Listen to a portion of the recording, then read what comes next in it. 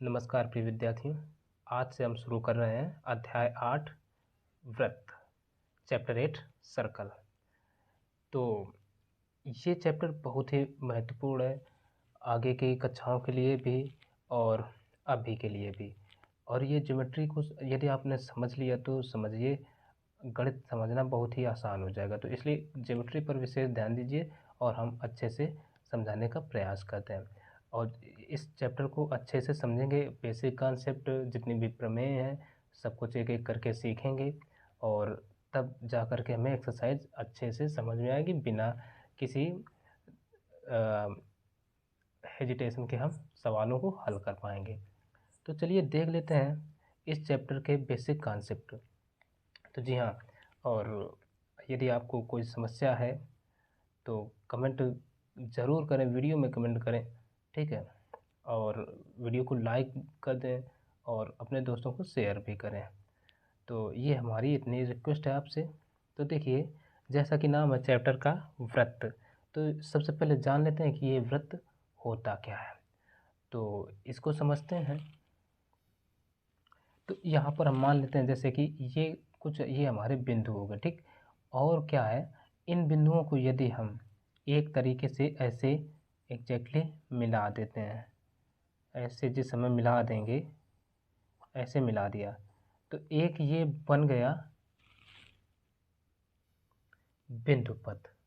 जब ये बिंदु पथ बन गया तो इस बिंदु पथ को ये क्या कहा जाता है, वृत्त।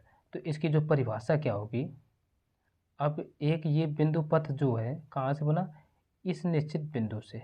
ये ओ एक निश्चित बिंदु है, इस निश्चित बिंदु से ये बना बिंदु पथ। तो इसी बिंदु पथ को वृत्त कहा जाता है।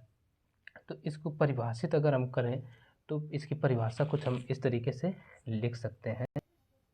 तो इसकी जो परिभाषा बनी, कह सकते हैं किसी निश्चित बिंदु से समान दूरी पर स्थित बिंदुओं से बने बिंदु पथ को वृत्त कहते हैं, यानी वृत्त कहते हैं। और देखो, वह निश्चित बिंदु वृत्त का केंद्र कहलाता है।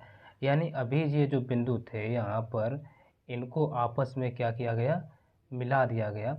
अब जो मिलाने से जो बिंदु पथ बना, तो यानी ये जो बिंदु है ना, इनसे जो बिंदु पथ बन रहा है, इनको आपस में क्या किया, मिला दिया गया। तो एक ये बिंदु पथ नज़र आने लगा और इसी बिंदु पथ को क्या कहा जाएगा, वृत्त। अब ये जो है, जिस ये निश्चित बिंदु कौन सा हुआ, निश्चित बिंदु ये हुआ, ये निश्चित बिंदु है। तो ये वृत्त का क्या कहलाता है, केंद्र। तो इस तरीके से परिभाषा हो गई, ये आप समझ सकते हैं। अगर कोई कह दे कि वृत्त का केंद्र किसे कहते हैं, तो वह निश्चित बिंदु जिससे समान दूरी पर स्थित बिंदुओं के से बने बिंदु पथ बनता है, वो केंद्र कहलाता है। ये समझ लीजिए। तो ये केंद्र हो गया, ठीक। अब वृत्त से संबंधित और कई सारी परिभाषाएं हैं, तो उनको भी धीरे धीरे करके हम समझ लेते हैं। अब देखते हैं वृत्त की त्रिज्या, ठीक है। त्रिज्या इसको अंग्रेजी में रेडियस कहते हैं। ये क्या होती है, यानी वृत्त के केंद्र से परिधि तक की दूरी को वृत्त की त्रिज्या कहते हैं।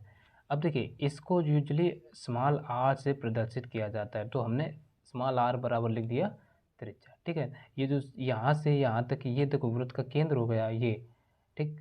तो यहाँ से, और ये जो है वृत्त की परिधि, ये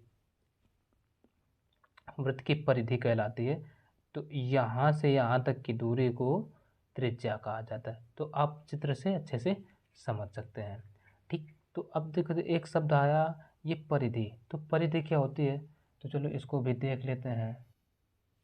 या इसी को हम कह सकते हैं, ये जो है ना परिधि है, यहीं पर दिखाई देते हैं।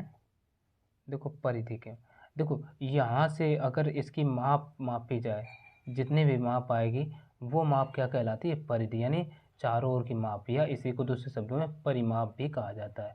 तो जो चारों ओर की माप है वही क्या होती है, परिधि यानी परिमाप, ठीक। तो ये समझ सकते हैं, इस वृत्त की जो माप होगी वो क्या क्या होती है, परिधि। तो कुछ दूसरे टर्म्स देखते हैं। अब अगली हेडिंग आई वृत्त की जीवा, यानी कॉर्ड ऑफ सर्कल, ठीक। तो ये क्या होती है, देखिए वृत्त पर स्थित दो बिंदुओं को मिलाने वाले रेखाखंड को वृत्त की जीवा कहते हैं।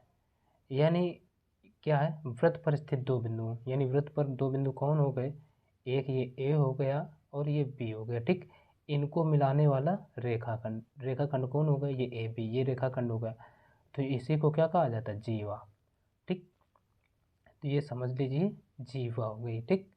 यानी ये क्या होगा, जीवा, इसको कार्ड कहते हैं अंग्रेजी में। तो ये कार्ड यानी जीवा समझ में आ गई।